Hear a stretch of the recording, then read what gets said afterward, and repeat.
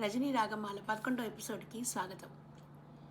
వైయక్తికమైనటువంటి అనుభవాన్ని విశ్వజనీనం చేయగలిగేటువంటి సామర్థ్యం కవులకు ఉండేటువంటి ఒక గొప్ప లక్షణం.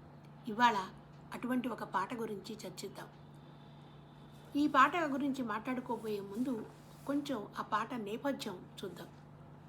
1962లో చైనా దురాక్రమణ ఉన్నటువంటి భారతీయ ప్రాంతాలకు ఈశాన్య భారతీయ భాషల్లో భారత వ్యతిరేక ప్రచారం చేస్తూ ఉండేది చైనా. దాన్ని ఎదుర్కోవాలంటే అక్కడ ఒక రేడియో స్టేషన్ పెట్టాలి అనేటువంటి ఒక ఆలోచన కేంద్ర ప్రభుత్వం చేసింది. దానికోసమని కర్సియాంగ్ అనేటువంటి ఒక ప్రదేశాన్ని ఎన్నుకున్నారు. అక్కడ అది డార్జిలింగ్ జిల్లాలో ఉన్నటువంటి ఒక ఊరు. అక్కడి నుంచి నేపాలీ, సిక్కిం, భూటానీ, టిబెటియన్, గూర్ఖా వారి భాష లేప్చా భాషల్లో ప్రసారం చేయడం మొదలుపెట్టారు. ఇది ఒక రకంగా ఆ మారుమూల ప్రాంతాలన్నింటినీ కూడా మన భారతదేశాన్ని కల్చరల్గా అనుసంధానం చేసేటువంటి ఒక ప్రక్రియ. రజనీ గారికి 1967లో ఏఎస్డీగా అంటే అసిస్టెంట్ స్టేషన్ డైరెక్టర్గా అక్కడికి ట్రాన్స్ఫర్ అయింది. అది ప్రమోషన్ మీద వచ్చినటువంటి ట్రాన్స్ఫర్. కొంచెం హతాశలు అయ్యారు, కానీ వారు వెళ్ళడానికే నిశ్చయం చేసుకున్నారు. ఆ రోజుల్లో కర్సియాంగ్ వెళ్ళడం అంటే అది అంత తేలికైనటువంటి విషయం కాదు. ఒక రైలు, ఒక బోటు, కొంత నడక, మళ్ళీ ఒక చిన్న రైలు, ఇంత జరిగితే కానీ ఆ ప్రయాణం అయ్యేది కాదనమాట. అంటే అప్పటికి ఇంకా ఫరక్కా బ్యారేజీ కట్టలేదు. సో ఒక రైల్లో అక్కడ దిగి అక్కడి నుంచి ఒక బోటుతో ఆ నది దాటి అక్కడి నుంచి మళ్ళీ కొంత నడిచి మళ్ళీ అక్కడ ఇంకొక బొమ్మ రైలు, మన కొండల మీద వెళ్ళేటువంటి రైలు ఎక్కి అప్పుడు కానీ కర్సియాంగ్ చేరుకోలేము. ముందుగా రజనీ గారు తన కుటుంబాన్ని ఇక్కడే వదిలిపెట్టి ఆయన ఒక్కరే వెళ్ళారు. వీరు వెళ్ళేసరికి అక్కడ స్టేషన్ డైరెక్టర్ గారు లీవ్ మీద వెళ్ళారు. అందుకని అక్కడ కింద ఉద్యోగస్తులు, ఇంజనీర్లు ఇలాంటి వారు వీరిని రిసీవ్ చేసుకొని వారు కావాల్సినటువంటి ఏర్పాట్లన్నీ చేసుకుంటారు. వీరి చుట్టూ వాళ్ళు మూగి వీరిని ఎక్కడెక్కడికో తీసుకువెళ్ళడం, ఒక్కరే వచ్చారు కదా ఒంటరిగా ఉంటారని తీసుకువెళ్ళడం, ఇలాంటివన్నీ చేస్తూ ఉండేవారట. ఇంకొక విషయం మనం గుర్తు చేసుకోవాల్సింది ఏమిటంటే, సినిమా తర్వాత రేడియో ఒక ప్రసార మాధ్యంగా చాలా వ్యాప్తి చెంది ఉన్నది, అందరినీ ఆకర్షిస్తూ ఉండేదన్నమాట. అందులో పనిచేసేటువంటి స్టేషన్ డైరెక్టర్లు, ఏఎస్డీలు వీళ్ళు చాలా ముఖ్యమైన వారుగా ఉండేవారు. ఎందుకంటే సినిమాలలోకి వెళ్ళడానికి అంటే రేడియోలో తమ గొంతు వినిపించుకోవడం, 10 మందికి తమ పేరు తెలియజేయడం, ఇలాంటి అవకాశం రేడియో ద్వారా పొందితే సినిమాల్లోకి వెళ్ళడం తేలిక అనేటువంటి ఒక భావన కూడా కొంతమందిలో ఉండేది. అందుకని వాళ్ళు ఏఎస్డీని, ఎస్డీని వీరిని మంచి చేసుకోవాలనేటువంటి ఒక ప్రయత్నం జరుగుతూ ఉండేదన్నమాట. వీరు వెళ్ళేసరికి ఒంటరిగా వెళ్ళారు. వీరికి అక్కడ సాంప్రదాయాలు ఏమీ తెలియవు. 40 ఏళ్ళు ఒక వయసులో ఉన్నారు. అందుకే ఈ సాయంకాలం అయ్యేసరికి ఈ ఉద్యోగస్తులందరూ చుట్టూ మూగడం, ఎక్కడెక్కడికో తీసుకువెళ్ళడం చేస్తూ ఉండేవారట. అలా ఒకరోజు ఒకరింటికి తీసుకువెళ్ళారు. ఆ ఇంటి యజమాని భార్య సినిమాలో నటించాలనేటువంటి కోరిక. దానికి ఒక మెట్టు రేడియో కదా, అందుకని ఏఎస్డీ గారిని మనం చేసుకోవాలనేటువంటి ఒక ఆలోచన. దీని గురించి రాస్తూ ఆయన అంటే ఈ కథ మాకు కుటుంబానికి చెప్తూ ఉండేవారు. దాంతోపాటు ఆత్మకథలో రాస్తూ ఆయన మాటల్లో చెప్పాలి అంటే, అప్పటికే ఆమె చుట్టుపక్కల పెద్ద రద్దీ, అంతా రకరకాల మత్తు పానీయాలు తాగే రంది. నన్ను పుచ్చుకోమని బలవంత పెట్టారు. సినిమా నాయక పాత్రధారిని చేతిలో రకరకాల స్వీట్లు పెట్టారు. రసగుల్లాలు, సందేశులు. నన్ను ఆకర్షించడానికి నా చేత ఒక స్వీటు కొరికించి ఆ మిగిలిన ఎంగిలిని సోహం అంటూ తాను నమిలి మిగుతోంది. నాకు ఆ దృశ్యం ఒక దృశ్య నాయిక, ఆమె చుట్టూ పలువురు దృశ్య నాయకులు కనిపించారు. నాకు వెగటు కలిగింది. అక్కడి నుంచి పారిపోయి వచ్చేసాను. ఆ రాత్రి కూర్చొని ఒక పాట రాశారు. అదే జిగివాలు చూపు నగవులతో మగువ కులుకుతో బిగితాటి వలలు పైకి విసిరి సొగసులొలుకుతూ భ్రమయించు దురాశాభామిని పిలుపులు విననీకు బిగించి వలపు కోట తలుపు దరియగరా నీకు ఆశ నా ప్రాణసఖి అని ఒక పాట రాసి ఆ ఉత్తరాన్ని సుభద్రాదేవి గారికి పోస్ట్ చేశారు. తర్వాత 2-3 రోజుల్లో స్టేషన్ డైరెక్టర్ గారు రావడం, వెంటనే వీరు లీవ్ తీసుకొని విజయవాడ వచ్చి, అప్పటికి వారి కుటుంబం ఇక్కడ ఉంది, వచ్చి మీ కుటుంబాన్ని పిల్లల్ని తీసుకుని వెళ్ళడం జరిగింది. ఇది ఆ పాట వెనకాలన్నటువంటి నేపథ్యం. ఇక పాట టెక్స్ట్ విందాం. మనకి ఆ నేపథ్యం వింటే కానీ ఈ పాట యొక్క స్వరూపం మనకి పూర్తిగా అర్థం కాదు. ఆశ నా ప్రాణసఖి ప్రభాత తార పాణిగ్రహీత దార నా మధుర భావధార దగ్గరగారా మరీ దగ్గరగారా ఇంకా దగ్గరగారా కడగండ్ల నడుమ జడత పొడమ మేలు కొలుపుమా దిగులొందు హృదయమందిరాన దివ్య నిలుపుమ ఆశా నా ప్రాణసఖి ప్రభాత తార.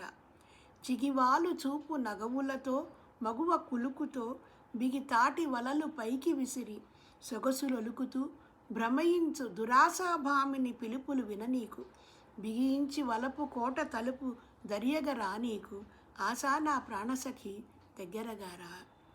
మై గగరు పొడచు సీతుగాలి తెరల దాడిలో నా గుండె వ్రీలు నవయర్చేయు కలల పీడలో నన్నొడసిపట్టి నెన్నాడు నిరాశాకామిని నెన్నడుము విరుగ తరుమవో నా మేను నిమరవో ఆశా నా ప్రాణసఖి ప్రభాత తార. పాణీగృహీత దార నా మధుర భావధార దగ్గరగార, ఇంకా దగ్గరగార, మరీ దగ్గరగార. ఇదండి ఆ పాట టెక్స్ట్. ఈ పాట మనకి రేడియోలో తర్వాత ప్రసారం చేశారు. ఇది రజనీ గారి పాట, రజనీ గారి సంగీతం, ఓలేటి గారు ఆ పాట చాలా మధురంగా పాడారు. ఈ టెక్స్ట్ విన్నాం కదా, ఇప్పుడు ఈ పాట ఒక వివరంలోకి వెడదాం. ఆయన రజనీ గారి చమత్కారం చూడండి. ఇది ఒక విరహ గీతం. ఆయన ఊరసి ప్రేయసి అని అలా కాకుండా తన భార్యని ఆశ అని పిలిచారు, సంబోధించారు. అది రజనీ గారి గొప్పతనం.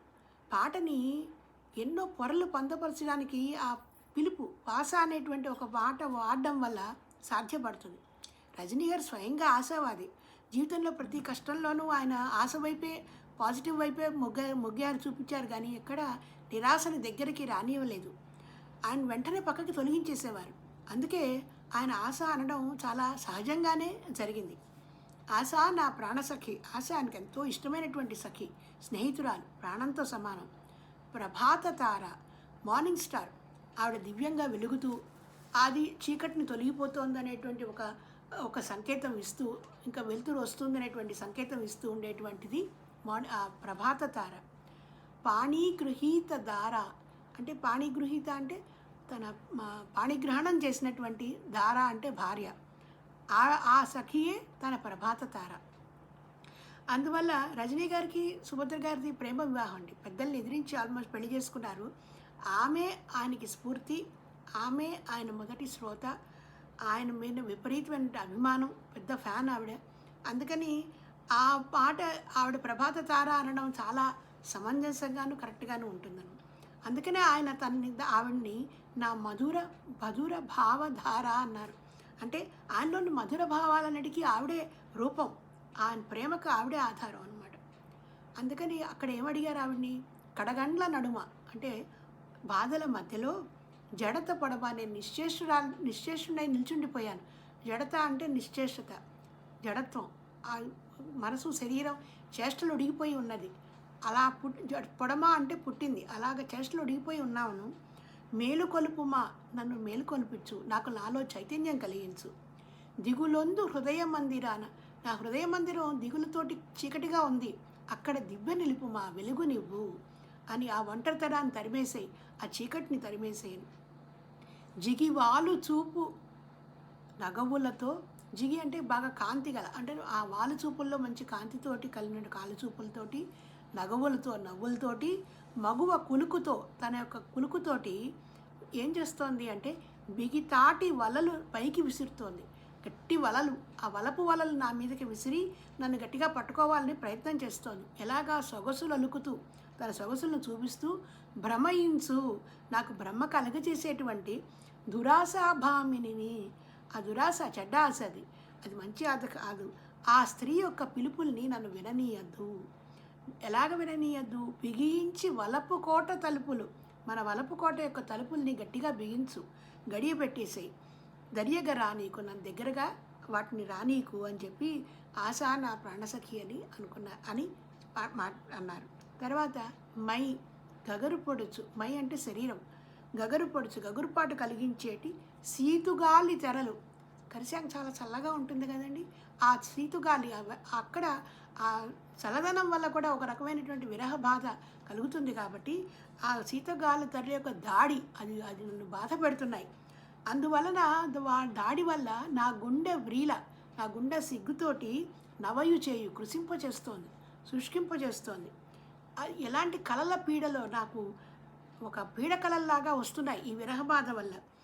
నన్ను గట్టిగా పట్టుకోవాలనేటువంటి ప్రయత్నం చేసి వెంట పడుతున్నటువంటి నిరాశాకామిని, నిరాశ అనేటువంటి ఆ స్త్రీని నెన్నడుము ఆవిడ సన్నటి నడుముని విరుగా ఆని విరక్కొట్టి తరుమవో, నడుము విరక్కొట్టి తరిమేసేయి, నా మేను నిమ్మరవో, నన్ను సేద తీర్చు అని. ఆశ నా ప్రాణసఖి ప్రభాత. ఇది బాహ్యమైనటువంటి అర్థం. మనం ఇందాక చెప్పుకున్న కథ ఈ పాటలో మనకి తెలుస్తుంది. అయితే అంతరార్థంగా ఇంకా కొన్ని విషయాలు మనం చూద్దాం. ఇక్కడ మన పాలంతి కిరణ్ సుంద గారు తన అభిప్రాయాలను కూడా జత చేర్చారు. అది కొంచెం తెలుసుకుందాం. ఈ పాట ఆశ గురించి అని. ఆశ ఒకటి, కోరిక అనే అర్థం ఉంది, హోప్ అనేటువంటి ఒక అర్థం కూడా ఉంది. ఈ పాటలు రెండింటినీ ఆయన అడ్రస్ చేశారు.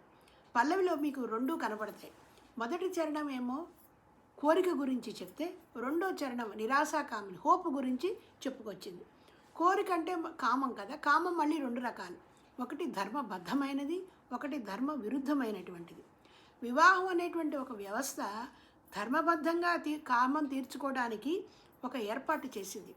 ఈ పాటలో ధర్మబద్ధమైనటువంటి కోరికను వ్యక్తం చేస్తూనే ధర్మ విరుద్ధమైనటువంటి కోరికని పళ్ళ బిగువున నెట్టేస్తూ ఒక ఆదర్శ గృహస్థు ధర్మాన్ని, తన సహజ స్వభావాన్ని ఒక ఇతివృత్తంగా తీసుకున్నారు అని కిరణ్ చెప్పుకుంటూ వచ్చారు. పల్లవిలో కవి ఈ ధర్మబద్ధమైనటువంటి కోరికని దగ్గరగా రమ్మంటున్నాడు. అందుకనే కదా పాణి గృహీత దార దగ్గరగా రా అని అన్నారు. మరోవైపు ధర్మ విరుద్ధమైన కామాన్ని లొంగిపోకుండా హోప్ అనేటువంటి వైపు చూశారన్నమాట. అందుకనే ప్రభాత తార, మరీ దగ్గరగా రా, ఆ పైన పాజిటివ్ అంటే చూడండి, మీకు మూడు దగ్గరగా రా, మరీ దగ్గరగా రా, ఇంకా దగ్గరగా రా. మొదటిదేమో అది పోనిచ్చేది, ఆ దగ్గరికి రానియకుండా చేయమని. రెండోదేమో ఒక ఆ ప్రభాత తార దగ్గరగా ఉంటుంది. రెండోదేమో భార్య. మూడోది తన మనసులో ఉన్నటువంటి ఒక పాజిటివ్ థాట్, నా మధుర భావధార అన్నారు. ఆ పాజిటివ్ తన మీద తనకు నమ్మకం ఉంది. ఈ రకంగా హోప్ని తనగా చేసేసుకున్నారు. దాంతో మళ్ళీ స్థైర్యం వచ్చేసింది. రెండో చరణంలో నిరాశ అంటే హోప్లెస్నెస్ని, విరహాన్ని, సాయంత్రం ఇంటికి వెళ్ళేసరికి ఎవరు ఉండరు, ఒంటరిగా ఉంటారు, భార్య లేదు. ఆ విరహ బాధలని తన హోప్ కోరికతోటి ఆ రెండో వైపు తన భార్యని దగ్గరగా రా అని చెప్పి తలుచుకుంటూ ఉన్నారన్నమాట.